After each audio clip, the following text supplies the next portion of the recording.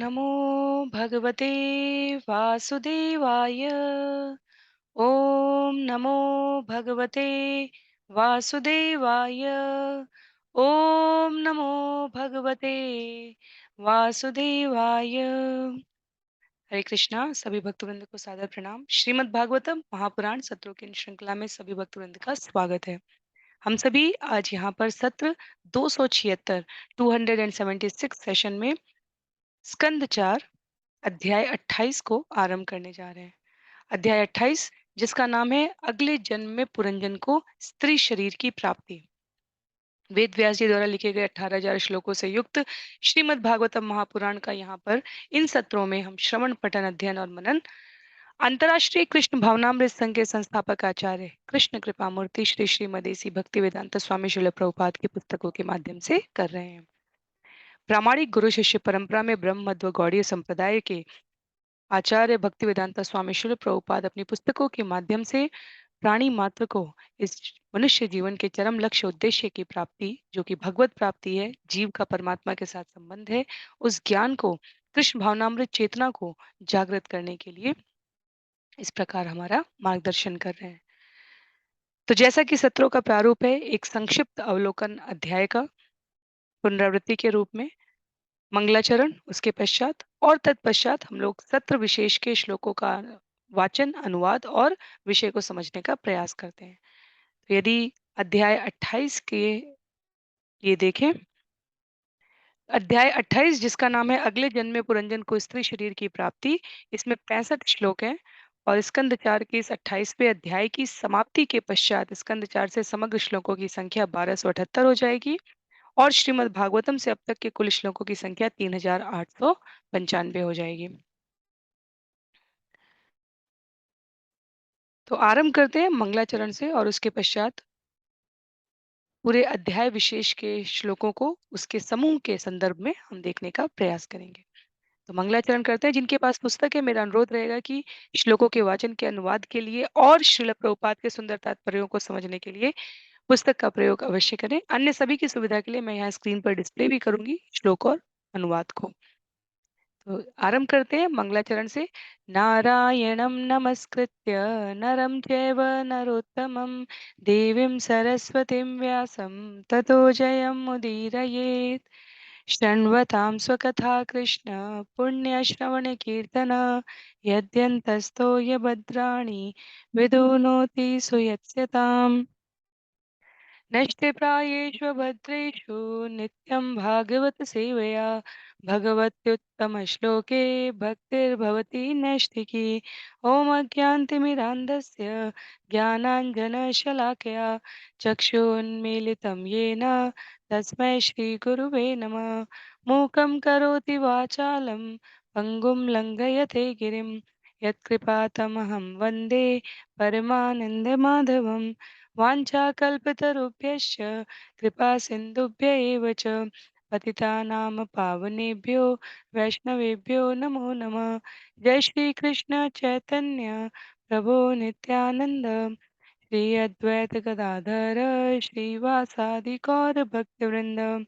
हरे कृष्ण कृष्ण कृष्ण हरे हरे हरे राम राम राम हरे हरे हरे कृष्ण कृष्ण कृष्ण हरे हरे हरे राम राम राम हरे हरे हरे कृष्ण कृष्ण कृष्ण हरे हरे हरे राम राम राम हरे हरे। हरे कृष्णा। तो पुनः स्वागत है सभी भक्तवृंद का। हम सभी आज सत्र 276 276 सेशन में स्कंद 4 अध्याय 28 राजा पुरंजन को अगले जन्म में स्त्री शरीर की प्राप्ति इसको आरंभ करने जा रहे हैं। श्लोकों के वर्गीकरण के क्रम में देखें तो श्लोक संख्या 1 से लेकर 27 तक पुरंजन की मृत्यु का वर्णन है। श्लोक संख्या 28 से 32 में पुरंजन का वैदर्भी का स्वरूप लेकर प्रकट होना है। श्लोक संख्या 33 से लेकर 42 तक मलय ध्वज और वैदर्भी का सेवानिवृत्त होना है। श्लोक संख्या 43 से लेकर 50 तक शिष्यों के लिए इस चरित्र से आवश्यक शिक्षा का उल्लेख किया गया है और श्लोक संख्या 51 से लेकर 65 तक अविज्ञात भगवान शिव का वैदर्भी को निर्देश है। तो यदि हम सभी को स्मरण हो तो पुरंजन के नगरी पर चंडवेग का आक्रमण हुआ है। उनकी कन्या, काल कन्या जिसका नाम कहा गया है, उसने 100 वर्ष तक 5 फन वाले सर्प से रक्षित पुरंजन की नगरी पर हमला किया है। पुरंजन की शक्ति उस 5 सर्प वाले फन, जिसके माध्यम से जो 720 सैनिक और सैनिकियों के माध्यम से इतने समय तक नगर की रक्षा कर रहा था, उसकी शक्ति अब क्षीण पड़ने लगी थी। तो यहाँ पर अध्याय 27 समाप्त हो रहा था और अध्याय 28, जिसका नाम है कि पुरंजन का अगले जन्म में स्त्री योनि में जन्म लेना, वो इस बात को इंगित करता है कि पुरंजन मृत्यु को प्राप्त हो गए वर्तमान शरीर में। तो श्लोक संख्या 1 से लेकर 27 तक उसका वर्णन है। हम लोग एक-एक श्लोक का वाचन कर समझने का प्रयास करेंगे। स्कंद 4 अध्याय 28, अगले जन्म में पुरंजन को स्त्री योनि की प्राप्ति।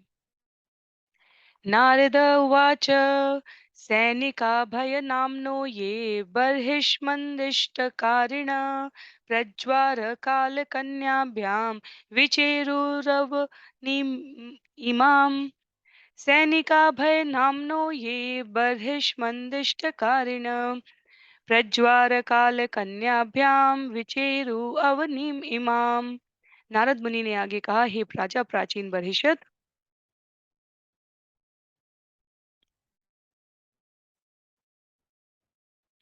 हे राजा प्राचीन बर्हिषत, तत्पश्चात यवन राज साक्षात भय प्रज्वार काल कन्या तथा अपने सैनिकों सहित सारे संसार में विचरने लगा।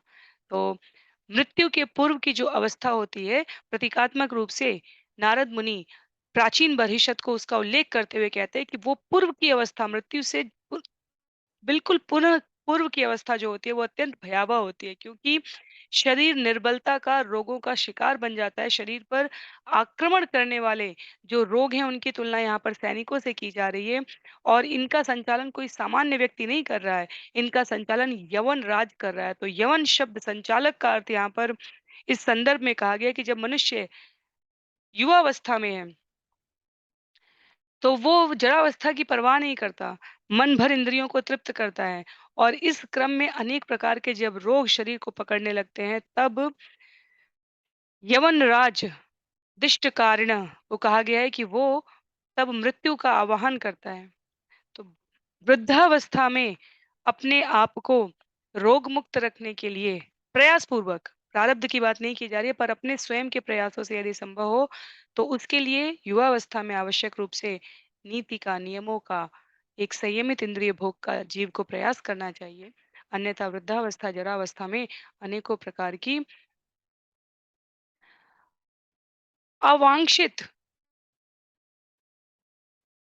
स्थितियों का, रोगों का जीव को शिकार बनना पड़ता है। तो नारद मुनि उस संदर्भ में कहते हैं कि जो मनुष्य युवावस्था में जितना इंद्रिय भोग करता है, उसको वृद्धावस्था आने पर उतना अधिक कष्ट भोगना पड़ता है। श्लोक संख्या 2 में नारद मुनि इस विषय को आगे बताते हुए कहते हैं, त एकधातुरभिसा पुरञ्जन पुरीं नृप रुरुधु भौम भोगाढ्यां जरत्पन्नगपालिताम्। एक बार इन भयानक सैनिकों ने पुरंजन नगरी पर बड़े वेग से आक्रमण किया। यद्यपि यह नगरी भोग की सारी सामग्री से परिपूर्ण थी, किंतु इसकी रखवाली एक बूढ़ा सर्प कर रहा था। तो ये शरीर है मनुष्य का, जिसके बारे में कहा जा रहा है कि भयानक सैनिकों ने पुरंजन नगरी पर, शरीर पर बड़े वेग से आक्रमण किया। शरीर की जो शक्ति है, प्राण वायु है, वो वृद्धावस्था में जर्जर हो गई है, क्षीण हो गई है। तो रखवाली कौन कर रहा है? एक बूढ़ा सर्प कर रहा है। अर्थात प्राण की तुलना सर्प से की गई है और शरीर के भीतर का प्राण अब क्षीण हो रहा है, जिसके परिणाम स्वरूप शरीर भी क्षीण हो रहा है। तो मृत्यु के लक्षण चारों ओर मंडरा रहे हैं, अर्थात यमराज के भयानक दूत दिख रहे हैं जो घोर आक्रमण करने लगते हैं शरीर के ऊपर। और वैदिक प्रथा कहती है कि ऐसी अवस्था प्राप्त होने के पूर्व ही मनुष्य को घर छोड़कर वानप्रस्थ आश्रम, आजीवन संन्यास, जिस जिस क्रम में ये उपस्थित हो मनुष्य के जीवन में, उसे वो स्वीकार कर लेना चाहिए। ये कम से कम वानप्रस्थ स्वीकार कर लेना चाहिए। तो यदि घर पर जीव रहेगा तो जीवन वृत्ति के इस क्रम में अपने वंशजों के साथ उसकी इंद्रिय तृप्ति की आकांक्षा, इच्छा दिन पर दिन प्रतिदिन बढ़ती ही जाती है। शरीर उससे क्षीण होता जाता है। अंत में जब मृत्यु आ जाएगी तो वास्तव में मनुष्य अपने पीछे आध्यात्मिक संपत्ति विहीन शरीर को छोड़कर जाता है। तो वर्तमान के लिए श्रील प्रभुपाद स्पष्ट रूप से कहते हैं कि एकांत वन, जंगल, वानप्रस्थ, संन्यास ये सब कुछ बहुत मुश्किल है। इसलिए सामान्यतः जीव को अपने घर में समय-समय पर अपने घर से समय-समय पर तीर्थ यात्रा के लिए निकलते चले जाना चाहिए। भगवद गीता में यदि हम सभी स्मरण करें, मैंने पहले भी ये विषय प्रस्तुत किया था, श्लोक संख्या 5 से लेकर 15 तक, 8.5 से लेकर 15 तक मृत्यु के समय की स्थिति का बहुत ही विशद वर्णन है, बहुत ही विस्तारपूर्व बहुत ही स्पष्ट वर्णन है। और उसमें श्लोक संख्या 6 में 8.6 में अध्याय 8 श्लोक संख्या 6 में कहा गया है, यम यम वापि स्मरन् भावम त्यज्यन्ते कलेवरम तम तमेवेति कौन्तेय सदा तद्भाव भावित। मरते समय मनुष्य जिस किसी स्थिति के विषय में स्मरण करता है, उस स्थिति को वह निश्चय रूप से प्राप्त करता है। तो जीवन भर हमने जिस स्थिति का स्मरण किया है, मृत्यु के समय उससे विभिन्न स्थिति नहीं आएगी। इसलिए अभ्यास हमें दक्ष बनाता है। हमारा अभ्यास इस क्रम में स्पष्ट होना चाहिए कि हमें दक्ष किस विषय में बनना है। यदि हम जीवन के अंत काल में ये सोचें कि हमने क्या-क्या नहीं किया है और उस प्रकार से हमारे जीवन के विचार और इच्छाएँ हों, तो दूसरा शरीर भी उसी क्रम का प्राप्त होगा। यदि मृत्यु के समय घर के लिप्तता के बारे में, कार्यों के बारे में सोचें, पत्नी के बारे में सोचें, संतान के बारे में सोचें, तो अगले जन्म में भी उसी क्रम में शरीर प्राप्त होगा। तो पुण्य या पाप कर्म का फल उस शरीर में भोगने को मिलेगा हमें, जिसके बारे में चिंतन करते हुए हम अपना वर्तमान शरीर छोड़ते हैं। तो इसलिए ये बहुत महत्व का है कि हम अपने विचार, अपनी आकांक्षाएँ, इच्छाएँ किस दिशा में गतिमान रखते हैं। जीवन भर श्रील प्रभुपाद कहते हैं कोई न कोई ऐसा विग्रह होना चाहिए, राधा श्याम सुंदर का, राधा माधव का, गौर निताई का, जगन्नाथ बलदेव सुभद्रा का, राम लक्ष्मण सीता का, नरसिंह देव का, ऐसा कोई चित्र हमारे मस्तिष्क में होना चाहिए जिसको हम जब नेत्र बंद करें तब दिखाई दे, ताकि मृत्यु के समय स्मरण मात्र से हमें उसका चिंतन हो सके। तो शरीर अगला उसी क्रम में प्राप्त होता है। यहाँ पर राजा पुरंजन द्वारा स्त्री देह प्राप्ति के विषय में विस्तार से बताया गया। क्या हुआ? जब काल कन्या ने अत्यंत वेग से आक्रमण कर दिया, तो नारद मुनि कहते हैं, काल कन्यापि बुभुजे पुरंजन पुरम बलात् ययाभिभूतः पुरुषः सद्यो निःसारतामियात्। धीरे-धीरे काल कन्या ने घातक सैनिकों की सहायता से पुरंजन की नगरी के समस्त वासियों पर आक्रमण कर दिया और उन्हें सभी प्रकार से निकम्मा बना दिया। तो जीवन के अंत समय में जब जरावस्था पर्याप्त रूप से शरीर में व्याप्त हो चुकी है, तो शरीर भौतिक जगत के कार्यों के लिए भी बहुत अधिक अनुकूल नहीं रह जाता, भौतिक जगत के कार्यों के लिए भी। तो हमारे शरीर के जो क्रम में 20 से 25 वर्ष तक अ, ब्रह्मचर्य की अवस्था कही गई है, शिक्षा अध्ययन की, ज्ञान अर्जित करने की अवस्था कही गई है। उसके पश्चात समयांतर पर विवाह करने के लिए गृहस्थ आश्रम का विधान बताया गया है। उसमें आवश्यक रूप से गृहस्थ के जो नियम है उनका पालन करके उन संस्कारों का वहन करने के पश्चात गृहस्थ में अपना जीवन उत्तरदायित्व लगाने की जो विधि बताई गई है उसका पालन करने के पश्चात तीसरी अवस्था जो 50 वर्ष के पश्चात की अवस्था बताई गई है उसमें वानप्रस्थ अर्थात पति पत्नी को विरक्त जीवन बिताने के लिए दूर दूर तीर्थ स्थलों की यात्रा करनी चाहिए। और जब धीरे धीरे पति पत्नी जो प्रौढ़ावस्था में पहुंच गए हैं वो इस प्रकार अपने आप को धर्मानुगत कार्यों में अनुरक्त करते हैं और बीच-बीच में प्रौढ़ संतानों के संरक्षण में रहने के लिए घर वापस आ जाते हैं। गृहस्थी के कार्यों से स्वयं को विलग रखते हैं। तो कुछ समय के पश्चात यदि व्यावहारिक रूप से संभव हो, तो पति को भगवान की सेवा करने के लिए संन्यास की ओर प्रवृत्त होने का भी विधान बताया गया। श्रील प्रभुपाद ने इसी क्रम का पालन किया था और स्त्री उसमें परिवार के संग रहने के लिए आवश्यक रूप से यदि सुलभ है, तो उसकी विवेचना की गई है और यदि ऐसा संभव नहीं है, तो यूँ ही इसी क्रम में तीर्थ यात्राएँ करते रहने का परस्पर नियम बनाया गया है। ये व्यवस्था इसलिए है क्योंकि छोड़ने की शरीर जिस कार्य को इतने समय काल तक कर चुका होता है, उत्तरदायित्व, जिम्मेदारी, नियंत्रण, अनेकों प्रकार की जिम्मेदारियों का वहन, वो अचानक से नहीं छूटती। इसलिए समय-समय पर तीर्थ यात्रा करना, समय-समय पर भगवत धाम के विभिन्न स्थानों को देखना, दूसरे भक्तों से, संतों से, आचार्यों से मिलने का नियम बताया गया है। पर यहाँ पर पुरंजन के जीवन में ऐसी कोई शिक्षा का प्रबंध नहीं था और अंतिम समय तक वो अपने परिवार को नहीं छोड़ पाया था। तो पुरंजन की नगरी अर्थात इस देह का, मनुष्य शरीर का जो हाल होने वाला है, वो यहाँ पर व्यक्त करते हुए कहा गया है, श्लोक संख्या 4 में,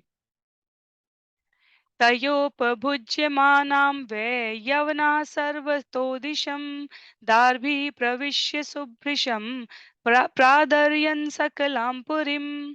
जब काल कन्या ने शरीर पर आक्रमण किया तो यवन राज के घातक सैनिक विभिन्न द्वारों से नगरी में घुस आए। फिर वे सभी नागरिकों को अत्यधिक कष्ट देने लगे। यहाँ पर नगरी कौन सी है? शरीर। नागरिक कौन से हैं? विभिन्न अंग और उपांग। घातक सैनिक विभिन्न द्वारों से। द्वार कौन से हैं यहाँ पर? 2 आँखें, 2 नथुने, 2 कान, मुख, ये जो विभिन्न द्वार हैं, इनसे कौन घुस आए? सैनिक। विभिन्न प्रकार के रोग शरीर में उपस्थित हो गए। आँखों की ज्योति कम पड़ने लगती है, कानों से कम सुनाई पड़ने लगता है, नथुने कफ से सट जाते हैं, अम, मुँह के भीतर दाँत ठीक से चबा नहीं सकते, गुदा भी कष्ट देने लगता है। और इस प्रकार अनेकों प्रकार की जो सैनिकों के धावे की बात है अर्थात रोग शरीर में पकड़ने लग जाता है। तो बुढ़ापे में शरीर के सभी द्वार रोगों से लगभग अवरुद्ध होने लग जाते हैं और मनुष्य को अनेक विभिन्न प्रकार की औषधियों और शल्य उपकरणों की सहायता लेनी पड़ जाती है। तो काल कन्या के वेग से सैनिकों के आक्रमण से शरीर नगरी शिथिल पड़ रही है। नागरिक अर्थात अंग उपांग को अब कष्ट पहुंच रहा है। तो श्लोक संख्या 5 में कहा गया है, तस्याम पीड्यमानायाम् अभिमानी पुरंजन अवापोरुविधान तापान कुटुंबी ममताकुल। जब इस प्रकार वह नगरी सैनिकों तथा कालकन्या के द्वारा विपदाग्रस्त हो गई, तो अपने परिवार की ममता में लिप्त राजा पुरंजन यवन राज तथा कालकन्या के आक्रमण से संकट में पड़ गया। तो अपने परिवार में इतनी अधिक आसक्ति है पुरंजन की, शरीर के प्रति जीवात्मा का इतना मोह है कि काल कन्या के आक्रमण से वो शरीर संकट में पड़ गया, रोगों से आबद्ध हो गया है और स स्वामी शरीर का जो जीवात्मा है, वो ठीक प्रकार से कार्य न करने के कारण अत्यंत दुखी होने लगा है। तो शरीर रोग के कारण भार होने लग जाता है, ठीक से काम न करने और चिंता के वजह से उस पर अतिरिक्त भार पड़ता रहता है और जीव की स्थिति अपने ही जिस शरीर में वो निवास कर रहे हैं उसमें अत्यंत कष्टप्रद होने लग जाती है। तो सरल विषय हैं ये सब, हम सभी आस-पास और या स्वयं के किंचित मात्र अनुभव से भी इसको संबद्ध कर सकते हैं। श्लोक संख्या 6 में कहा गया है, धन्योपगूढ़ो नष्टः श्री कृपणो विषयात्मक नष्ट प्रज्ञो हतैश्वर्यो गंधर्व यवनैर्बलात्। काल कन्या द्वारा आलिंगन किए जाने से धीरे-धीरे राजा पुरंजन का सारा शारीरिक सौंदर्य जाता रहा। अत्यधिक विषयासक्त होने से उसकी बुद्धि भ्रष्ट हो गई और उसका सारा ऐश्वर्य नष्ट हो गया। सभी कुछ खो जाने पर गंधर्वों तथा यवनों ने उसे बलपूर्वक जीत लिया। तो यहाँ 4 स्तर बताए गए हैं। सबसे पहले काल कन्या द्वारा आलिंगन किया गया अर्थात बुढ़ापे का शिकार हो गया, जरा का शिकार हो गया जब शरीर, तो क्या हुआ जीवन में सारा शारीरिक सौंदर्य जाता रहा। तो शरीर का सौंदर्य धीरे-धीरे क्षीण होने लगता है, हम सभी को पता है, झुर्रियाँ आ जाती हैं शरीर में, नेत्रों की ज्योति कम हो जाती है। शरीर किंचित मात्र झुक के चलने लगता है, वो गति नहीं रह जाती है शरीर में। उसके पश्चात क्या हुआ? सारा सौंदर्य जाने के बाद अत्यधिक विषयासक्त होने से उसकी बुद्धि नष्ट हो गई। तो यदि शरीर क्षीण हो रहा है और उसके बावजूद व्यक्ति चेत नहीं रहा है, सचेत नहीं हो रहा है और उसी प्रकार से शरीर का उपभोग करना चाहता है जिस प्रकार यौवनावस्था में किया है, अर्थात उतना ही भोजन की मात्रा ग्रहण करना चाहता है, उतने ही प्रकार के विषयासक्त रसीले आहार का आनंद लेना चाहता है, कोई नियम नहीं, संयम नहीं, कोई आचार व्यवहार का पालन नहीं करना चाहता, तो उसे कहा गया बुद्धि भ्रष्ट हो जाना। क्योंकि जीवन भर वही किया है, इंद्रिय भोग किया है, तो जरावस्था में भी संयम की बात समझ में नहीं आती है। और सारा ऐश्वर्य नष्ट होने का अर्थ होता है धीरे-धीरे सौंदर्य, बुद्धि, संपत्ति क्रमशः सब क्षीण होने लग जाती है। तब सब कुछ खो जाने पर गंधर्वों तथा यवनों ने उसे बलपूर्वक जीत लिया। तो गंधर्व और यौवन यहाँ पर यमन कौन कहे गए हैं? जो सैनिक हैं, दिन और रात की आयु से बीते व्यतीत होने से क्षीण होती जा रही है, रोगों ने आलिंगन कर लिया है, शरीर का बलपूर्वक जीत लिया है। तो प्रबल जरा का जो प्रबल आक्रमण है, जीव उसे सहन नहीं कर पाता। धीरे-धीरे उसका सारा पराक्रम नष्ट हो जाता है। श्लोक संख्या 7 में विशीर्णां स्वपुरीं वीक्ष्य प्रतिकूलान् नादृतान् पुत्रान् पौत्रानुगामात्यान् जायां च गतसौहृदाम्। तब राजा पुरंजन ने देखा कि उसकी नगरी अस्त-व्यस्त हो गई है और उसके पुत्र, पौत्र, नौकर तथा मंत्री सभी क्रमशः उसके विरोधी बनते जा रहे हैं। उसने यह भी देखा कि उसकी पत्नी स्नेह शून्य एवं अन्यमनस्क हो रही है। तो ये पुरंजन की नगरी अस्त-व्यस्त होने का अर्थ हुआ पुरंजन का शरीर अब क्षीण हो चुका है, इंद्रियां शिथिल पड़ चुकी हैं।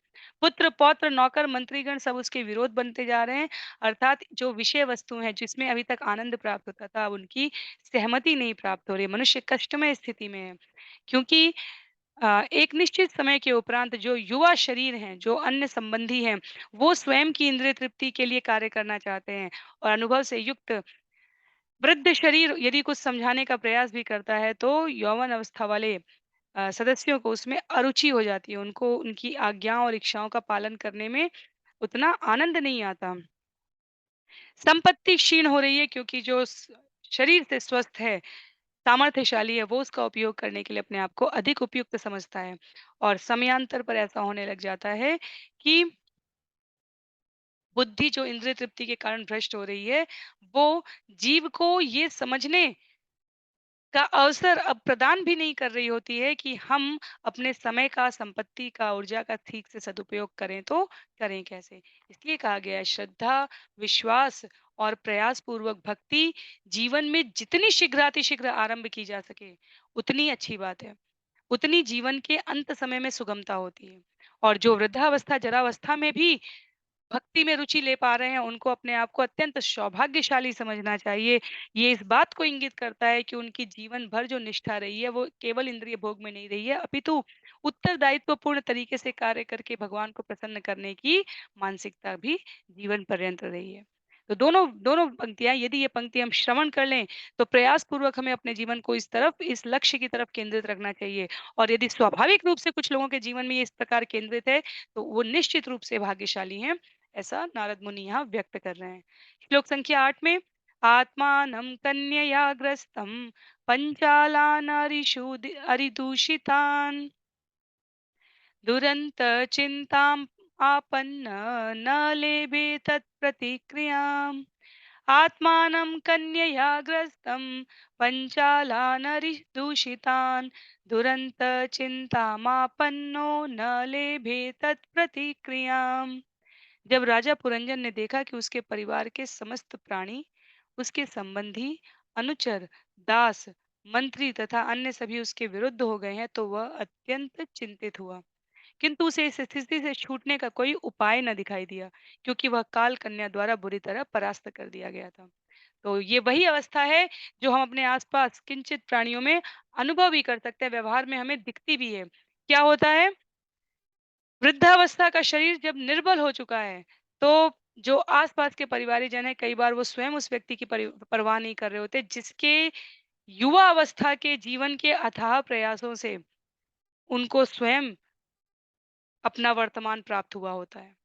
और युवा वृद्धावस्था का शरीर वाला प्राणी अपने प्रति होने वाले इस व्यवहार का प्रतिकार नहीं कर पाता है। अपनी दयनीय स्थिति पर वो छटपटाता है, पछताता है और स्वयं को अधिकाधिक चिंतित करने लगता है। चिंतित करना वास्तव में इस बात को इंगित करता है कि जीवन में सम्यक भक्ति नहीं है। जीवन में सम्यक धर्म शास्त्रों के प्रति निष्ठापूर्वक श्रवण नहीं रहा है।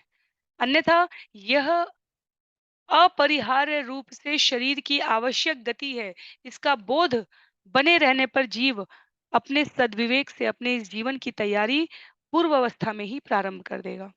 तो ये चिंताग्रस्त शरीर और पुनः-पुनः और क्षीण होता जाता है।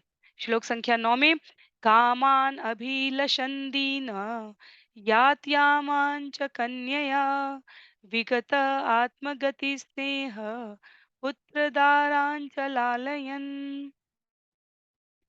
काल कन्या के प्रभाव से विषय भोग की सारी वस्तुएं बासी पड़ गई थी। अपनी कामेक्षाओं के बने रहने के कारण राजा पुरंजन अत्यंत दीन बन चुका था। उसे अपने जीवन लक्ष्य का भी पता न था। वह अब भी अपनी पत्नी तथा बच्चों के प्रति अत्यंत आसक्त था और उनके पालन के संबंध में चिंतित था। तो ये वर्तमान सभ्यता है, लगभग लगभग शिला प्रभुपाद कहते हैं, हम विचार पूर्वक व्यवहार से जितना सामर्थ्यशाली स्वयं को समझते हैं, उतने अपने कर्म पर, भगवान की भक्ति पर भरोसा करके अपने आगे आने वाले जीवों के लिए भी स्वतंत्रता का वह दरवाजा या खिड़की, जो भी उसको हम कहना चाहें, इस संबंध में कि छोटा या बड़ा निर्णय लेने की क्षमता हमें अपने आगामी पीढ़ियों को भी उसी क्रम में देनी चाहिए। क्योंकि यदि हम अपने आप को ये महसूस करते हैं कि हम सक्षम हैं, एक प्रौढ़ावस्था के व्यक्ति के लिए संबंध में नारद मुनि कह रहे हैं, तो उसे जीवन के अंतिम समय में इस बात का भ्रम नहीं होना चाहिए कि केवल उसी के करने से उसका परिवार चलेगा। जैसे अर्जुन को भ्रम होता है, ये मोह भय स्थिति अत्यंत भयानक होती है, क्योंकि इसमें जीव यह दिखाते हुए चिंतित होता है कि मैं सामने वाले की कितनी चिंता कर रहा हूँ, और उसमें ये भूल जाता है कि वो उसे स्वयं की चिंता करनी चाहिए। हर व्यक्ति को, हर जीवात्मा को भगवान ने बुद्धि, विवेक, सदाचार, सद्व्यवहार उसके प्रारब्ध के अनुपात में दिया है। हमारे अत्यधिक चिंता कर लेने से या हमारे अत्यधिक सामर्थ्यशाली संसाधन उपलब्ध करा देने से भावी पीढ़ियां सुखमय जीवन नहीं व्यतीत कर लेंगी। वो सुखमय जीवन व्यतीत करती हैं, हम जिस प्रकार का आचरण उनके सामने प्रस्तुत करते हैं। तो यदि हम इंद्रिय इंद्रिय तृप्ति की सभ्यता में जीवन यापन कर रहे हैं और हमारे भावी पीढ़ी ने सिर्फ वही देखा है, तो हम उनसे और अधिक अपेक्षा नहीं कर सकते। हमारे वृद्धावस्था होते हुए शरीर को देखकर वो स्वयं भी अपने आप को इंद्रिय तृप्ति में लगाएंगे, क्योंकि उन्होंने हमको युवावस्था में उसी क्रम में देखा है। इसीलिए संतानों के सामने सबसे बड़ी बात यही कहती है कि उनको ये मत सिखाइए कि क्या करना है, उनको करके दिखाइए कि क्या करना है। और जब उनका समय आएगा उस जिम्मेदारी की भूमिका में, तो वो भी उसी मार्ग का अनुसरण करते हैं। तो ये जीवन का एक तथ्य है, श्रील प्रभुपाद कहते हैं, लेकिन इसके विषय में कोई जानकारी पढ़ी-पढ़ाई सिखाई नहीं जाती, कोई जानकारी मिलती नहीं है। ये ज्ञान आध्यात्मिक जीवन क्या है, जीवन का लक्ष्य क्या है, वृद्धावस्था में भ्रमित कैसे नहीं होना है, ये सब शास्त्रों में, पर शास्त्रों के अध्ययन को यदि हमने युवावस्था में केंद्रित तरीके से प्रायोरिटी, वरीयता नहीं दी है, तो अंत समय में हम वरीयता देके बहुत अधिक लाभ नहीं कर पाएँगे। श्लोक संख्या 10 में कहते हैं नारद मुनि, गंधर्व यवनाक्रांतान काल कन्योपमर्दिताम हातुम प्रचक्रमे राजा तामपुरीम अनिकामत। राजा पुरंजन की नगरी गंधर्व तथा यवन सैनिकों द्वारा जीत ली गई, और यद्यपि राजा इस नगरी को त्यागना नहीं चाहता था, किंतु परिस्थिति वश उसे ऐसा करना पड़ा, क्योंकि काल कन्या ने उसे कुचल दिया था। तो पुरंजन की नगरी क्या है? जीवात्मा का ये शरीर है। गंधर्व और सैनिकों द्वारा, यवन सैनिकों द्वारा जीत ली गई, अर्थात अनेकों प्रकार के रोग और इंद्रियों की शिथिलता ने निर्बल बना दिया। और यद्यपि राजा इस नगरी को त्यागना नहीं चाहता था, जीवात्मा शरीर से निकलना नहीं चाहती है, किंतु परिस्थितिवश उसे ऐसा करना पड़ा।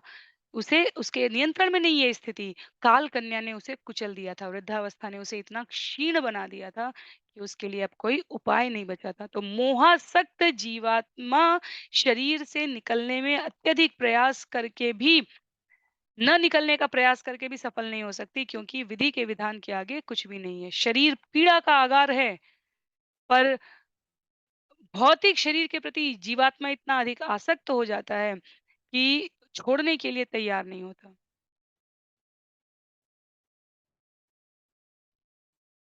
तो विविध प्रकार के भोगों को भोगता हुआ ये शरीर जब भगवान प्रकृति के नियम के अनुसार छोड़ने की बात करते हैं, तो भी जीव अपने आप को उसमें से अक्षम पाता है, छोड़ नहीं पाता, पर उपाय उसके पास नहीं है, क्योंकि यही उसकी अंतिम गति है। और इसीलिए कहा गया है, मृत्यु चार शाश्वत समस्याओं में से, जन्म मृत्यु जरा व्याधि में से एक है। तो जो भक्त हैं वो इस भाव से मुक्त रहते हैं। शरीर का कष्ट होना और शरीर को न छोड़ने का भाव होना, ये 2 अलग-अलग बातें हैं। शरीर के कष्ट से कोई नहीं बच सकता। जिसने भी वृद्धावस्था को प्राप्त किया है, उसे शरीर छोड़ने के लिए आवश्यक कष्ट तो होंगे ही होंगे। पर अपनी मनः, बुद्धि, चेतना को उस समय स्थिर रखने का प्रयास और अभ्यास केवल कृष्ण भावनामृत में रहकर ही किया जा सकता है। उसके पश्चात श्लोक संख्या 11 में भयनाम्नोऽग्रजो भ्राता प्रज्वार प्रत्युपस्थित ददाह तां पुरीं कृत्स्नां भ्रातुप्रियचिकीर्षया। ऐसी दशा में यवन राज के बड़े भाई प्रज्वार ने अपने छोटे भाई भय को प्रसन्न करने के लिए नगरी में आग लगा दी। तो यवन राज के बड़े भाई प्रज्वार कहे गए हैं। तो शव का अग्निदाह जो कहा जा रहा है, भाई भय को प्रसन्न करने के लिए, वो अग्निदाह की बात नहीं हो रही है यहाँ पे, वो तो होती ही है अंततः। लेकिन मृत्यु के पूर्व भी एक दूसरी अग्नि या ज्वर होती है। कृष्ण पुस्तक में भी हमने इसे पढ़ा था। इसे विष्णु ज्वार कहते हैं। चिकित्सा विज्ञान में इसकी पुष्टि की गई है कि यदि मनुष्य का ताप 107 डिग्री से बढ़ जाए तो उसकी तुरंत मृत्यु हो जाएगी। तो प्रज्वार जीव को जीवन की अंतिम अवस्था में दहकती हुई अग्नि में छोड़ देता है। तो इतना जीवन का ताप, इतना असह्य तापमान बढ़ जाता है शरीर का कि जीव उसे ले नहीं सकता। श्लोक संख्या 12 में कहा गया है, तस्याम संध्यमानायाम सपौर सपरीक्षद कौटुंबिक कुटुंबिन्या उपातप्यत सान्वय। जब सारी नगरी जलने लगी तो सारे नागरिक तथा राजा के नौकर, उसके परिवार के सदस्य, पुत्र, पौत्र, पत्नियां तथा अन्य संबंधी अग्नि की चपेट में आ गए। इस प्रकार राजा पुरंजन अत्यधिक दुखी हो गए।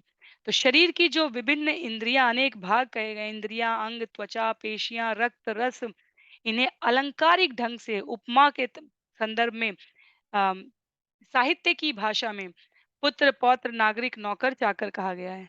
और विष्णु ज्वार का जब आक्रमण होता है शरीर पर तो इतना अधिक ताप होता है कि मनुष्य को मूर्छा आ जाती है। शरीर में इतनी पीड़ा होती है कि व्यक्ति मूर्छित होने लगता है। उसे पता ही नहीं चलता कि उसके शरीर में हो क्या रहा है। तो मृत्यु के समय मनुष्य वास्तव में इतना विवश हो जाता है कि न चाहते हुए भी उसे अपना शरीर त्याग करना पड़ता है। और भगवत गीता में भी भगवान ने कहा है, श्रील प्रभुपाद यहाँ तात्पर्य में भी कह रहे हैं, भले ही वैज्ञानिक प्रगति के बल पर मनुष्य अपने रहने सहने के तरीके में अस्थायी रूप से सुधार कर ले, पर जन्म मृत्यु जरा व्याधि के कष्ट को वो दूर नहीं कर सकता। ये प्रकृति के माध्यम से भगवान के वश में है। तो सामान्य मनुष्य को इस बात को समझना चाहिए। शास्त्र में, एकमात्र सनातन शास्त्र में इसकी इतनी विस्तृत व्याख्या करके कैसा जीवन पालन करना चाहिए कि इन कष्टों से दूर रह सके जीव, उसका इतना विशद वर्णन किया गया है।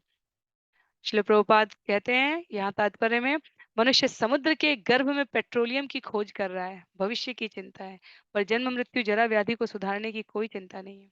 बड़ी बड़ी यूनिवर्सिटीज हैं, डिग्रीज हैं, कॉलेज हैं, नौकरी रोजगार हैं, पर जीवन जीने का उद्देश्य क्या है? अज्ञानी पुरुष को उसके विषय में कुछ पढ़ाया नहीं जा रहा है। और समस्त कार्य करके भी, जीवन भर शरीर को तपा कर भी अंत में मनुष्य विवश हो जा रहा है, क्योंकि जीवन में आध्यात्मिक ज्ञान की शून्यता हो चुकी है।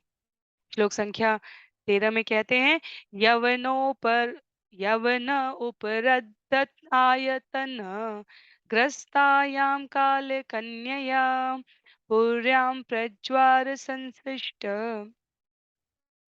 पुरपाल अन्वतप्यत।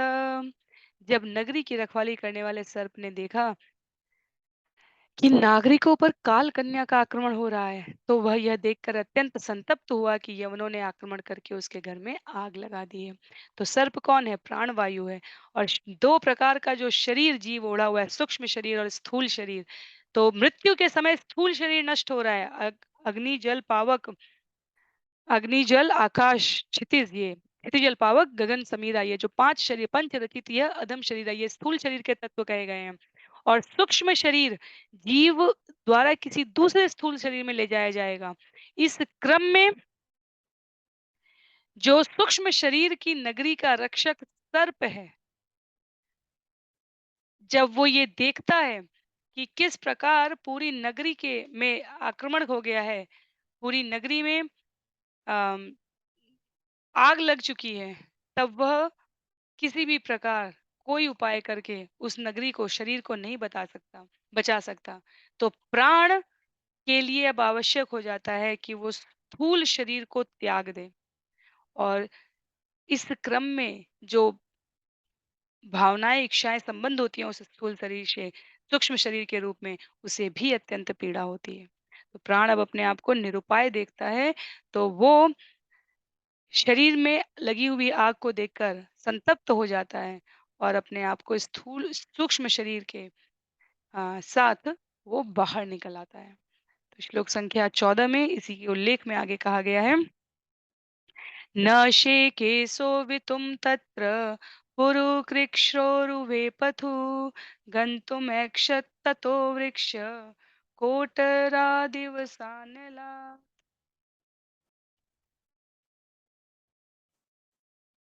जिस प्रकार जंगल में आग लगने पर वृक्ष के कोटर में रहने वाला सर्प उस वृक्ष को छोड़ना चाहता है, उसी प्रकार वह नगर अधीक्षक सर्प भी अग्नि के प्रचंड ताप के कारण नगरी छोड़ने के लिए इच्छुक हो जाता है।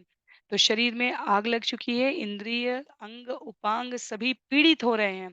तो प्राण वायु सर्प उसके लिए बाहर निकलना शरीर से उतना ही अधिक आवश्यक हो चुका होता है। वो अपने आप को बिल्कुल असहाय अनुभव करने लगता है। तो श्लोक संख्या 15 में इसी को आगे ये बहुत सुंदर विषय है, सरलतम शब्दों में कैसे मनुष्य मृत्यु की स्थिति को कल्पना करके अपने वर्तमान को भगवत भक्ति में साध सके, इसका यहाँ पे इतना व्यवहारिक वर्णन हुआ है। श्लोक संख्या 15 में शिथिलावयवः यर्हि गन्धर्वैर्यत् पौरुष यवने अरिभिराजन् उपरुद्धरुरोधः।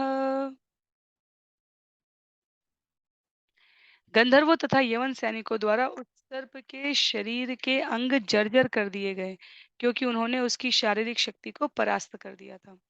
जब उसने शरीर त्यागना चाहा तो उसके शत्रुओं ने रोक लिया।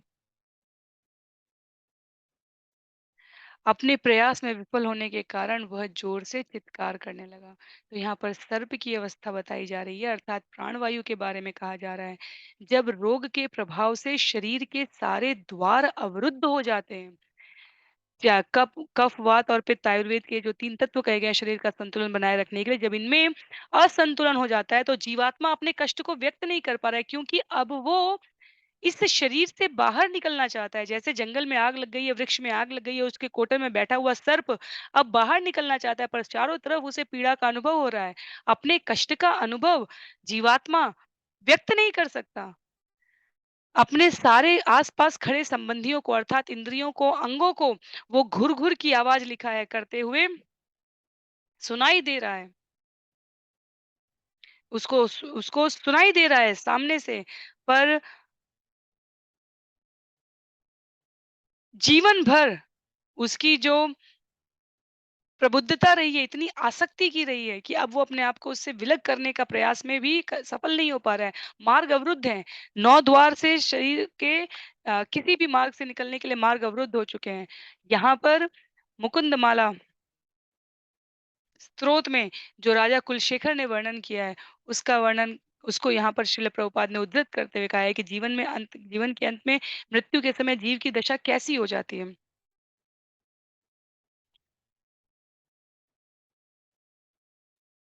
कृष्ण त्वदीय पद पंकज पंजरान्तम् अद्यैव मे विशतु मानस राजहंस प्राणप्रयाण समये कफवात पित्ते कंठावरोधन विधौ स्मरणं कुतस्ते।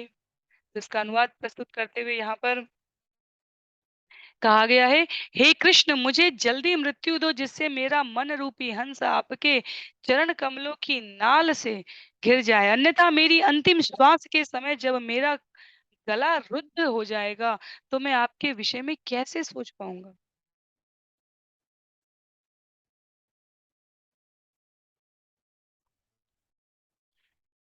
तो यदि इसका भाव हमारे लिए क्या किस रूप में ग्रहा है, इसका भाव हमारे लिए इस रूप में है कि यदि स्वस्थ रहते हुए विचार करके देखें, हम भगवान के चरणों का चिंतन करते हैं, तो ये परम सौभाग्य है। क्योंकि वृद्धावस्था आने में तो कभी-कभी गला भी इतना हवा से अवरुद्ध रहता है, वात, पित्त और कफ के असंतुलन से, कि ऐसी अवस्था में हरे कृष्ण महामंत्र का उच्चारण भी नहीं हो पाएगा। बुद्धि के ह्रास से, स्मृति के क्षीण हो जाने से मनुष्य कृष्ण को भूल जाएगा। तो जो कृष्ण भक्ति में दृढ़ हैं और रहना चाहते हैं, वे जीवन की किसी भी अवस्था में रहेंगे। मृत्यु की सूचना से उन्हें वो कष्ट नहीं होगा, क्योंकि वो अपने आप को सदैव कृष्ण नामार्पित में जपने के इतने अभ्यस्त हैं। अन्य सबों के लिए यह अत्यधिक कष्टकर होने वाला है, और यह शाश्वत सत्य है। इस नश्वर जगत का शाश्वत सत्य है कि यदि हमने जीवन भर भगवान की आराधना नहीं की है, जिस क्षण में जहाँ से हम सुन रहे हैं वहां से नहीं कर रहे हैं, तो अंत समय में भगवत स्मृति नहीं हो सकती। शास्त्र इसको प्रामाणिक रूप से कह चुके हैं। श्लोक संख्या 16 में कहा गया है, दुहृत्य पुत्र पौत्रांच जामि जामार्त पार्षदान स्वत्वावशिष्टम यत्किंचित गृह कोश परीक्षदम।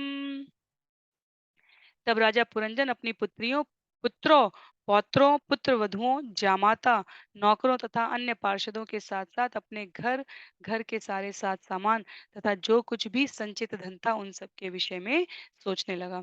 तो देह से मोह इतना अधिक है जीवात्मा का, कि जब सभी अंग उपांग व्यतीत हो रहे हैं, क्षीण हो रहे हैं, तो अपने सभी भौतिक सामर्थ्य के साथ जीवात्मा चाहती है कि उसके जीवन की अवधि कुछ बढ़ जाए। तो कभी ऑक्सीजन लगाकर, कभी औषधियों के बल से, कभी रोग की आयु कुछ कम करके रोगी की आयु बढ़ाने का जो प्रयास है, जिसे कहा जाता है आध्यात्मिक चिकित्सा जगत की सफलता, उसे वास्तव में व्यक्त करते हुए जीव, जीवात्मा और कथित आधुनिकतावादी व्यक्ति ये भूल जाते हैं कि मृत्यु तो अभी भी निश्चित है। मनुष्य को तो अभी भी प्राण त्यागने हैं।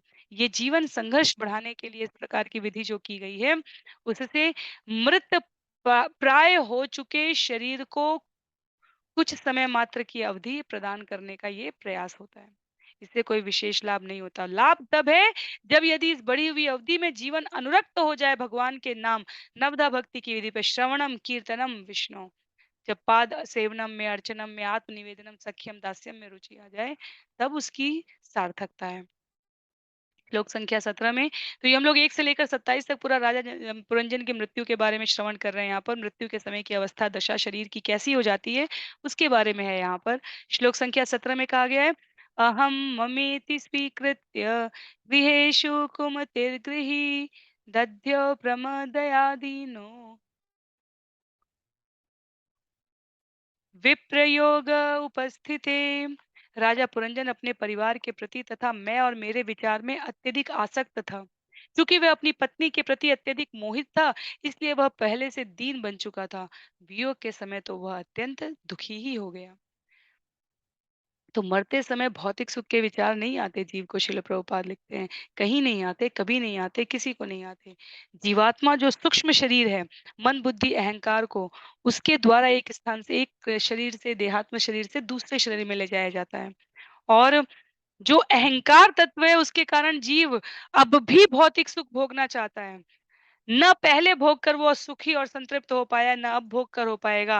पर अपने अस्तित्व को बढ़ाने के लिए अनेकों प्रकार की बौद्धिक योजनाएं बनाता है जीव, और स्थूल शरीर त्यागने पर भी सूक्ष्म शरीर द्वारा दूसरे स्थूल शरीर में चला जाता है। तो देहांतरण ये आंखों से नहीं दिखता है, श्रील प्रभुपाद लिखते हैं, पर वास्तव में ये देहांतरण होता अवश्य है। और जब मनुष्य स्थूल शरीर को छोड़ रहा होता है, तो बाह्य स्थिति में क्या दिखता है, मनुष्य ने प्राण त्याग दिए, शरीर शरीर से प्राण निकल गए, इस प्रकार कहा जाता है। तो ये शाश्वत सत्य है। इसकी चर्चा ना करने से, इसके बारे में ना सोचने से, इसके लिए तैयारी ना करने से ये अवधि टल नहीं जाएगी, समाप्त नहीं हो जाएगी, ये तब भी बनी रहेगी। और बुद्धि तत्व जिसे हम कहते हैं, वो यहाँ पर स्त्री के लिए कहा जा रहा है कि सभी योजनाएं बनाने का जो जीव का उपक्रम होता है, वो बुद्धि से होता है। पर मानसिक क्रियाशीलता शरीर छोड़ने के समय जो होती है, वो दूसरे शरीर में हमें जाने के लिए बाध्य कर देगी।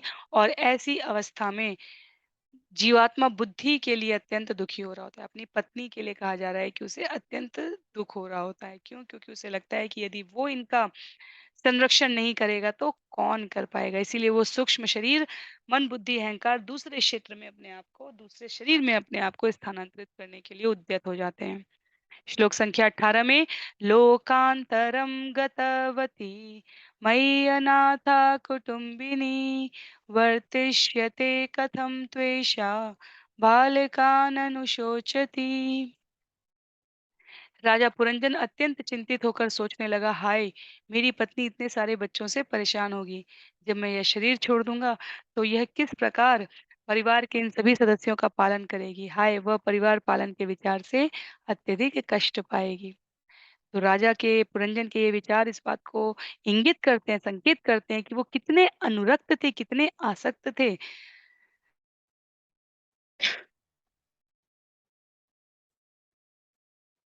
अपने आप को अ, इस मोहबद्ध नगरी में, इस शरीर में, कि शरीर छूट रहा है, इतनी घातक स्थिति में है, पर फिर भी भगवान के बारे में सोचने की बजाय अपने अ, जीवन की गति के बारे में सोचने के लिए पुरंजन को सार्थक रूप में कोई प्रयास नहीं करना हो रहा है। इंद्रिय भोग कैसे इतनी मेरी मेरी बुद्धि इतने सारे इंद्रियों के साथ बैठी रह जाएगी और मैं वो कैसे आनंद भोग पाएगी? पुरंजन सिर्फ इतना ही सोच पा रहे हैं। श्लोक संख्या 19 में न मय्य नाशिते भुङ्क्ते नास्नाते स्नाति मत्पर मयि रुष्टेषु संत्रस्ता भर्त्सते यत वाग्भयात्। राजा पुरंजन अपनी पत्नी के साथ अपने पुराने व्यवहारों को सोचने लगा। उसे याद आया कि उसकी पत्नी तब तक भोजन नहीं करती थी जब तक वह स्वयं खा नहीं चुकता था। वह तब तक नहीं नहाती थी जब तक वह नहीं लेता था, और वह उस पर सदा इतनी अधिक अनुरक्त थी। यदि वह कभी झिड़क देता था और उस पर नाराज हो जाता था तो वह मौन रहकर उसके दुर्व्यवहार को सह लेती थी। तो व्यवहार रूप में एक तरीके से पति-पत्नी के संबंध की सरस समरसता को भी यहाँ पर व्यक्त किया गया है, पर आध्यात्मिक अर्थ में इसका जो भाव है, वह ये कि बुद्धि जीव से अलग नहीं, सूक्ष्म शरीर में वो वहीं उपस्थित रहती है। और यदि बुद्धि और जीवात्मा केंद्र में कृष्ण को रख लें, यदि स्त्री और पुरुष अपने गृहस्थ में कृष्ण भक्ति में अनुरक्त हो जाएँ, तो दोनों लाभ उठा सकते हैं। जीवात्मा का भी लाभ होगा और बुद्धि का भी लाभ होगा। एक शरीर से दूसरे शरीर की यात्रा का उसका वो क्रम विच्छिन्न हो जाएगा और जीवात्मा के रूप में उसे अपने जो शाश्वत गृह धाम निकेतन लोक का गामी बनने का अवसर प्राप्त होगा। उसका तो विचार ही अपने आप में श्रेष्ठतम है। तो स्त्री और पुरुष के संदर्भ में कहें, बुद्धि और जीवात्मा के संदर्भ में कहें, दोनों ही प्रकार से इसकी सार्थकता तब है जब हम अपने केंद्र में कृष्ण भक्ति को ले आएँ। तो उससे दोनों ही पक्षों का परस्पर समुन्नत उद्धार होता है।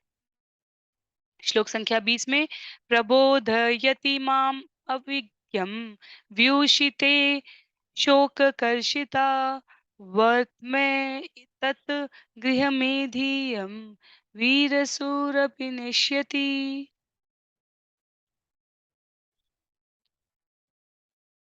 राजा पुरंजन सोचता रहा कि उसके मोहग्रस्त होने पर किस तरह उसकी पत्नी उसे अच्छी सलाह देती थी और उसके घर से बाहर चले जाने पर वह कितनी दुखी हो जाती थी। यद्यपि वह अनेक पुत्रों एवं वीरों की माता थी, तो भी राजा को डर था कि गृहस्थी का भार वो अकेले नहीं ढो सकेगी। तो बुद्धि के लिए राजा पुरंजन मृत्यु के समय अपनी पत्नी के बारे में सोच रहा है। श्रील प्रभुपाद कहते हैं ये दूषित चेतना है, ये दूषित चेतना है।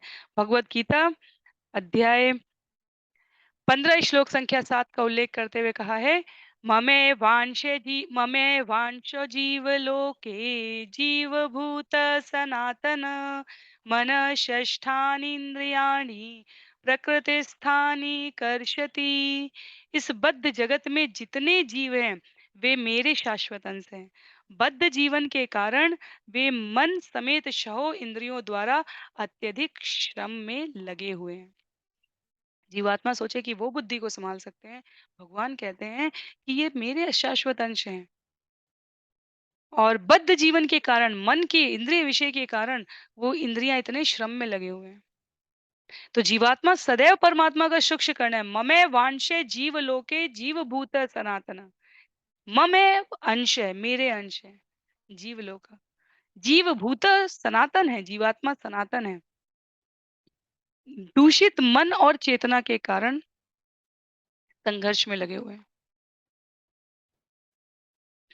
तो यदि संघर्ष त्याग दें, अर्थात यदि अपनी इंद्रियों को, इंद्रिय विषयों को, मन को, बुद्धि को भगवत चेतना में लीन कर दें, तो अत्यधिक श्रम की आवश्यकता नहीं है, अर्थात सरलता पूर्वक मुक्ति भक्ति को प्राप्त किया जा सकता है। इसी अगले श्लोक में तो 15.7 में ममेवांशा जीवलोके कहा है और 15.8 का उल्लेख करते हुए श्रील प्रभुपाद कहते हैं, शरीरम यद वाप्नोति यच्चाप्युत्क्रामतीश्वर गृहीत्वेतानि संयाति वायुर्गंधानि वाशयात्। जिस प्रकार वायु गंध को वहन करती है, उसी प्रकार जीव इस संसार में जीवन संबंधी विविध विचारों को एक शरीर से दूसरे शरीर में ढोता है। तो क्योंकि जीव स्वरूप राजा पुरंजन अपनी प्राण वायु को अपनी पत्नी पर प्रभावित करता है, बुद्धि पर, उसके विचार मग्नशीलता पर। तो इसलिए यहाँ श्लोक संख्या 20 में कहा जा रहा है कि अगले जन्म में पुरंजन स्त्री का शरीर प्राप्त करता है। तो जैसी हमारी धारणा है वैसा हमारा जीवन होने जा रहा है। अगला जीवन पुरंजन का स्त्री स्वरूप में होता है। तो ये निम्नता या श्रेष्ठता के संदर्भ में नहीं कहा गया, ये इस संदर्भ में कहा गया है कि जितना जैसा चिंतन करेंगे उसी के अनुसार हमारी योग्यता निर्धारित होगी। श्लोक संख्या 21 में कथम नु दारकादीना दारकेर्वा परायणा वर्तिष्यन्ते मयि गते भिन्ननाव इव दधो कथम नु दारकादीना दारकेर्वा परायणा वर्तिष्यन्ते मयि गते भिन्ननाव इव दधो। राजा पुरंजन आगे भी चिंतित रहने लगा, जब मैं इस संसार से चला जाऊंगा तो मेरे ऊपर पूर्णतः आश्रित पुत्र तथा पुत्रियां किस प्रकार अपना जीवन निर्वाह करेंगी।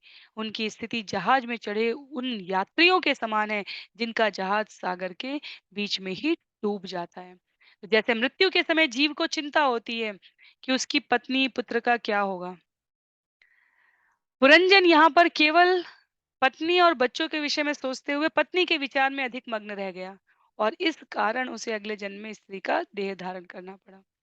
तो यदि हम अपने आप को यहाँ विशेष विषयासक्त तरीके से आबद्ध रखेंगे तो पुनः हमें उसी विचार के अनुसार जन्म लेना पड़ेगा। इसको यहाँ प्रमाण पूर्वक कहा गया है। देहांतरण की ये प्रक्रिया सामान्य वैज्ञानिकों को नहीं समझ में आएगी, पर यदि वो इस सिद्धांत का पालन नहीं करेंगे तो इसके अतिरिक्त उन्हें और कोई समाधान भी प्राप्त नहीं होगा और वो भ्रम स्थिति में रहते हुए सोचेंगे कि उन्होंने जीवन को और विकसित करने का समाधान प्राप्त कर लिया है। तो भविष्य के विषय में विचार करने से अपने आप को सम्यक चिंता में कैसे रत रखा जाए, ये भी एक कला है। कृष्ण भावनामृत चेतना में ये कला हम विकसित कर सकते हैं। श्लोक संख्या 22 में राजा पुरंजन की इस स्त्री देह को प्राप्त करने की कथा का वर्णन करते हुए महर्षि नारद प्राचीन भविष्यत को कहते हैं, एवं कृपणया बुद्धिया शोचन्तमत दर्हणम गृहीतुम कृत धीरेनम भयनामाभ्यपद्यत। यद्यपि राजा पुरंजन को अपनी पत्नी तथा बच्चों के भाग्य के विषय में पश्चाताप नहीं करना चाहिए था, फिर भी उसने अपनी दीन बुद्धि के कारण ऐसा किया। उसी समय भय नामक यवन राज उसे बंदी करने के लिए तुरंत निकट आ धमका। तो प्रत्येक जीव इस जगत में अपने कर्म और कर्म फलों के लिए उत्तरदायी है। कृष्ण भावनामृत चेतना में कर्म भी भगवान की प्रसन्नता के लिए होता है, कर्म फल भी भगवान को समर्पित होता है। इसलिए जीव बिल्कुल आरंभिक जीवन से मुक्त रहता है, अपने आप को संतुष्ट रखता है, अपने आप को भगवान की कृपा दृष्टि का निमित्त मात्र समझते हुए ये जीवन अनासक्त भाव से जीता है। श्रील प्रभुपाद कहते हैं, जब तक जीव छोटे बच्चे या अबोध संतान के रूप में है, माता पिता का कर्तव्य है कि उन्हें जीवन के मूल्यों की सही जानकारी दें। पर जब वह बड़ा हो जाए तो उसे जीवन के सारे कार्य करने के लिए छोड़ देना चाहिए। स्पष्ट पंक्ति लिखी है। क्यों लिखी है? क्योंकि वैसे भी माता पिता मृत्यु के पश्चात अपनी संतान की सहायता नहीं कर सकते। किंचित मात्र सहायता के लिए पिता संपत्ति छोड़ सकता है, पर इन विचारों में डूबकर कि मृत्यु के पश्चात उसके परिवार का भरण पोषण कैसे होगा, जीव वास्तव में अपनी गति को खराब ना करे। तो प्रत्येक प्राणी मृत्यु से भयभीत दिखेगा यदि उसके जीवन में कृष्ण भावनामृत नहीं है, अगर ये चेतना नहीं है। और इसलिए मृत्यु को भय कहा गया है। तो पुरंजन अपनी पत्नी और संतान के विषय में सोचने में लगा हुआ था, विशेष रूप से पत्नी के विषय में सोचने में लगा हुआ था, पर मृत्यु ने इसकी प्रतीक्षा नहीं की। मृत्यु किसी की प्रतीक्षा नहीं करती, मृत्यु अपना काम निपटाती है और आगे बढ़ जाती है। तो बिना किसी हिचक के जीव को अपने साथ ले जाने वाली मृत्यु को यहाँ पर स्मरण करके श्रील प्रभुपाद कहते हैं, नास्तिकों के लिए यह चरम ईश्वर साक्षात्कार है। जो कहते हैं कि हम भगवान को नहीं मानते, उनमें यदि सामर्थ्य है तो वो स्वयं को या अपने प्रियजनों को या अन्यों को मृत्यु से रोक कर दिखा दे। तो नास्तिकों के लिए चरम ईश्वर साक्षात्कार है। श्रील प्रभुपाद से कहा गया, यदि आपको पता चले कि इस जीवन के पश्चात ऐसा कोई जीवन ही नहीं है जिसकी आप यहाँ पर व्याख्या कर रहे हैं, तब आप क्या करेंगे? श्रील प्रभुपाद ने कहा, हम इस जीवन में कृष्ण भावनामृत चेतना का व्यवहार करते हुए सभी प्रकार से आनंदमय जीवन जी रहे हैं। हम भी वही खा रहे हैं, हम भी उन्हीं वस्तुओं का उपभोग कर रहे हैं, पर ये सब हम भगवान के लिए निमित्त कर रहे हैं। भगवान को भोग लगाकर हम प्रसाद खा रहे हैं, भगवान की प्रसन्नता के लिए हम अपने जीवन का कार्य कर रहे हैं। अंततः तो हम भी उन्हीं सभी वस्तुओं का और सुविधाओं का उपभोग कर रहे हैं। भाव सिर्फ इतना है कि हम इसके कैशियर के रूप में बैंक का धन उसके लिए जिस ग्राहक के लिए उसको देते हुए चल रहे हैं। तो हमें जीवन में पश्चाताप के लिए कुछ है ही नहीं। तो अंत समय में यदि हमें पता चले कि भगवान नाम की कोई वस्तु है ही नहीं और ये सब बैकुंठ, कृष्णलोक, वृंदावन ये सब काल्पनिक बातें हैं, तो शायद हमारी वही गति होगी जो अन्यों की हो रही है। पर वो विचार करें जो जीवन भर कृष्ण भावनामृत नहीं कर रहे हैं और अंत समय में उन्हें पता चले कि कृष्णलोक, वैकुंठ लोक नाम की कुछ वस्तु है भी, स्थान है भी, उनका क्या होगा? जिन्हें ये दुर्लभ मनुष्य शरीर प्राप्त हुआ और उन्होंने उसे यूं ही व्यतीत कर दिया, यूं ही इस जीवन को बर्बाद कर दिया, आध्यात्मिक विकास किए बिना। जबकि भगवान अध्याय 4 श्लोक संख्या 9 में कहते हैं, जन्म कर्म च मे दिव्यम एवं यो वेत्ति तत्वतः त्यक्त्वा देहं पुनर्जन्म नैति मामेति सोऽर्जुन। भगवान कहते हैं, अर्जुन मेरे प्राकट्य तथा कर्मों की दिव्य प्रकृति को जो भली भांति जानता है, वह शरीर त्यागने के बाद इस जगत में पुनः जन्म नहीं लेता, वरन वह मेरे शाश्वत धाम को प्राप्त होता है। श्रील प्रभुपाद ने कहा, विचार करके देखिए, यदि हमें जो जीवन भर नियम संयम आचरण शुद्धता शुचिता पवित्रता इंद्रिय निग्रह अनासक्त युक्त जीवन जी रहे हैं, उन्हें अंत में भगवत प्राप्ति हो गई, तो आप सभी अन्य जो इसको नहीं साध पाए हैं उनका क्या होगा? क्योंकि यदि हमें नहीं प्राप्त होता है तो उसमें हमारी कोई गति नहीं है, अन्यों जैसा ही हमारे साथ होगा। हमें कुछ कुछ किसी सिद्धांत पर, किसी नियम पर, किसी सत्य पर हमने विश्वास किया है, किसी आनंद को हमने जीवन में धारण किया है, तो यदि हम नहीं भी सफल होते हैं तो कोई चिंता की बात नहीं है। पर यदि आप सब जानने के बाद भी नहीं प्रयास करेंगे, तो अपनी गति के लिए आप किसे दोष देंगे? तत्पश्चात श्लोक संख्या 23 में पशुवत यवन एष नीयमान स्वकं क्षयम् अन्वद्रवन् उपथा शोचन्तो भृशमातुरा। जब यवनगढ़ राजा परंजन को पशु की भांति बांधकर उसे अपने स्थान को ले जाने लगे, तो राजा के अनुचर अत्यंत शोकाकुल हो उठे। उन्हें भी विलाप करते हुए राजा के साथ साथ जाना पड़ गया। तो ये राजा परंजन कौन है? जीवात्माएं हैं। प्राण, इच्छा आदि ये सभी जीव के अनुचर हैं। तो वो भी राजा के साथ साथ अब जा रहे हैं, जब यमराज और उसके दूत जीव को न्याय स्थल की ओर ले जा रहे हैं। तो श्रील प्रभुपाद कहते हैं, इसकी पुष्टि वेदों में हुई है। जब जीव यमराज द्वारा बंदी बनाकर ले जाया जाता है तो प्राण भी उनके साथ चला जाता है, और जब प्राण निकल जाता है तो सारी इंद्रियां भी चली जाती हैं, और जब जीवात्मा और प्राण दोनों निकल जाते हैं तो पंच तत्वों से उत्पन्न पदार्थ का यह पिंड पीछे छूटा रह जाता है। और जीवात्मा जब यमराज के न्यायालय में पहुंचती है तो यमराज तय करते हैं कि उसे कैसा शरीर मिले। तो आधुनिक विज्ञान को ये सारी बातें काल्पनिक लगेगी। श्रीमद् भागवतम में पूरे पूरे अध्याय अभी आगे आएंगे, जहां इस प्रकार के नरक का यमराज के न्यायालय का विशद वर्णन है। और मृत्यु के पश्चात यमराज के दरबार में जब जाएंगे, वहां तय होगा कि किस तरह से अगला शरीर मिले। तो पिछला शरीर छूट गया है, पर जीवात्मा और उसकी इच्छाएं और उसके विगत कर्मों के फल के लिए यमराज पर निर्भर करेगा कि पिछले कर्मों के अनुसार वह उसे कैसा शरीर प्रदान करेंगे। तो इस प्रकार सारे सारे इंद्रियां, सूक्ष्म शरीर सब पीछे पीछे अब अनुगमन कर रहे हैं, पुरंजन के शरीर त्याग समाप्त हो जाने के पश्चात। श्लोक संख्या 24 में पुरीम विहायो योपगत उपरुद्धो भुजङ्गमा यदा तमेवानुपुरी विशीर्णा प्रकृतिं गता पुरीं विहाय उपगतः उपरुद्धभुजङ्गमा यदा तमेवान्पुरी विशीर्णा प्रकृतिं गता वह सर्प भी जिसे यवनराज के सैनिकों ने बंदी बनाकर पहले ही नगरी के बाहर कर दिया था, अन्यों के साथ अपने स्वामी के पीछे-पीछे चल पड़ा। जो ही इन सबों ने नगरी को छोड़ दिया, त्यों ही वह नगरी तहस-नहस होकर धूल में मिल गई है। तो जीव बंदी बनकर चला है, तो सारे अनुचर प्राण, इंद्रियाँ, विषय, पदार्थ के पिंड ये सबको शरीर का त्याग करना पड़ा। और जीवात्मा और उसके प्राणी प्रयाण कर रहे हैं जब, तो उसके पश्चात शरीर कार्य भी नहीं करेगा।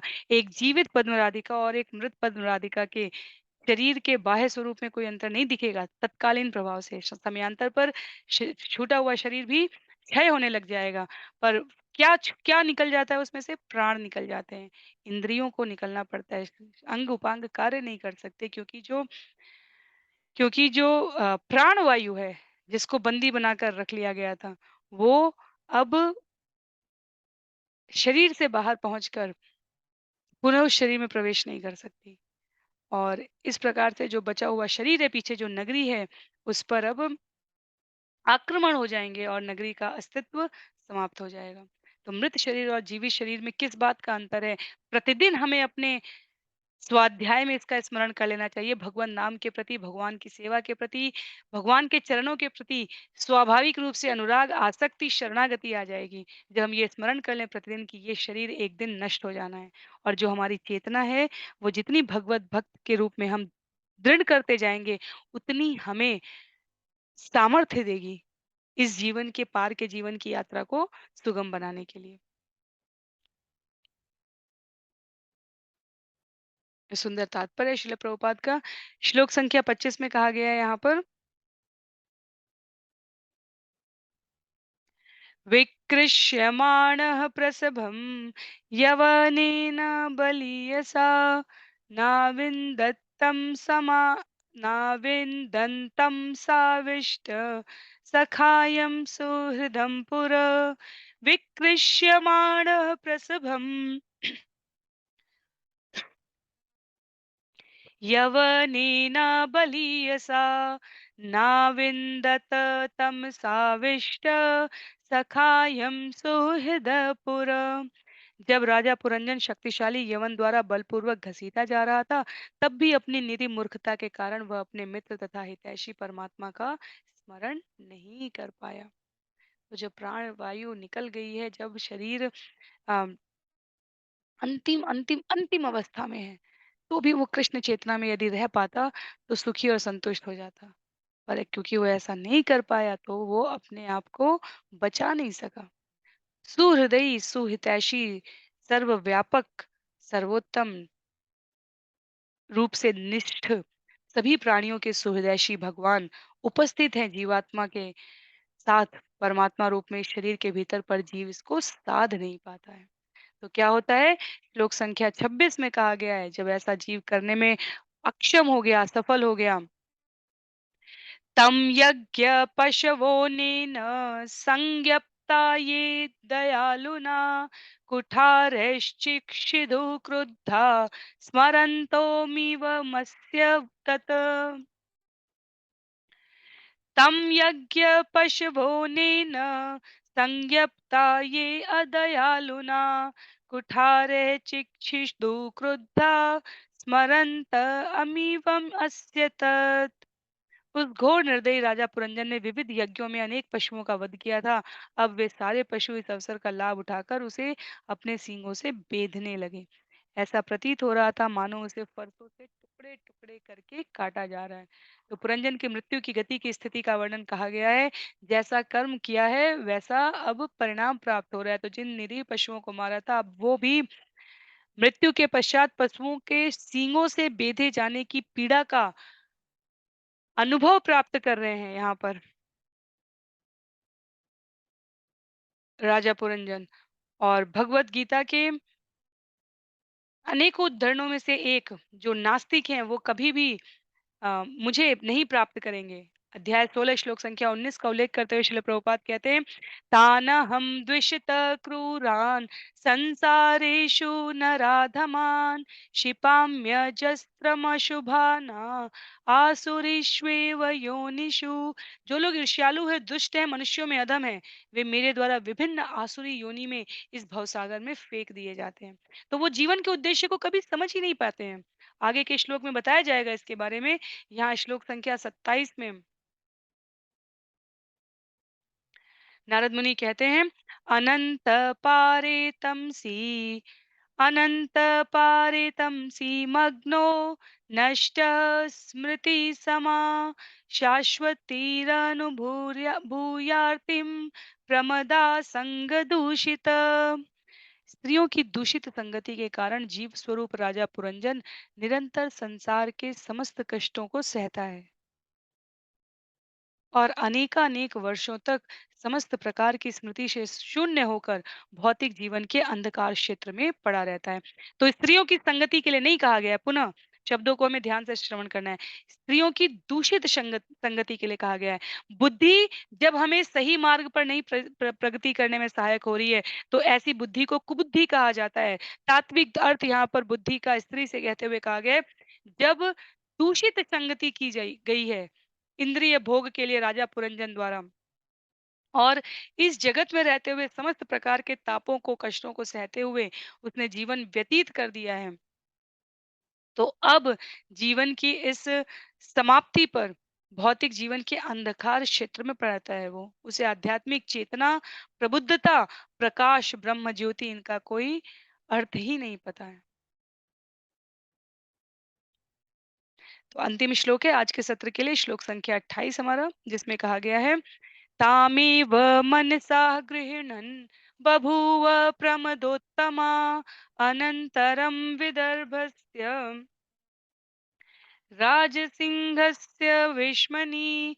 चूंकि राजा पुरंजन ने अपनी पत्नी का स्मरण करते हुए अपने शरीर का त्याग किया था, अतः वह अगले जन्म में अच्छे कुल की एक सुंदर, अत्यंत सुंदर स्त्री बनी।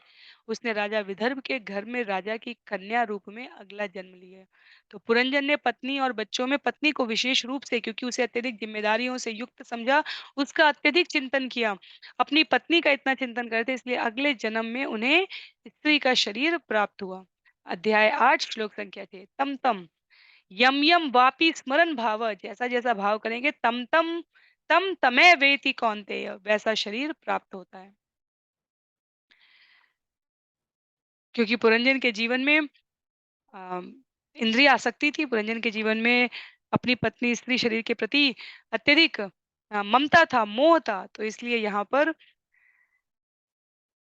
भगवत गीता के उस कथन को सार्थक करते हुए कि पुनः जन्म लेंगे उसी भाव में जिसमें शरीर छोड़ा है, पुरंजन ने विदर्भ की घर, राजा विदर्भ के घर उनकी पुत्री के रूप में जन्म लिया यहाँ पर। तो यहाँ पर समाप्त करेंगे हम लोग। श्लोक संख्या 29 से इस विषय को आगे श्रवण करने का अगले सत्र में प्रयास रहेगा। कोई भी बिंदु आपको कठिन लगा हो, क्योंकि मैंने कथा के रूप में इसको जिस प्रकार के श्रील प्रभुपाद के तात्पर्य युक्त विचार थे उसे प्रस्तुत किया है, पर यदि कोई बिंदु क्लिष्ट लगा हो आपको, तो अपने विचार साझा करने में तनिक भी संकोच ना करें। उद्देश्य यहाँ पर विषय को सम्यक रूप से समझना है।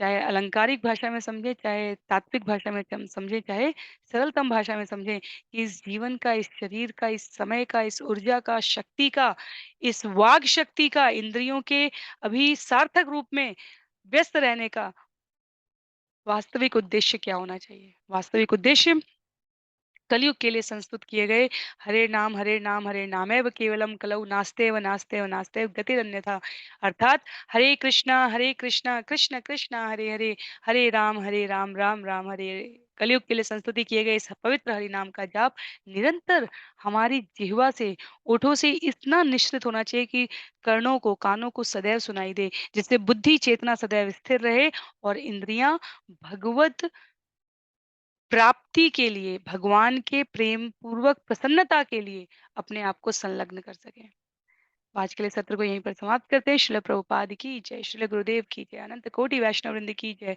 श्रीमद् भागवतम महापुराण की जय। हरे कृष्णा।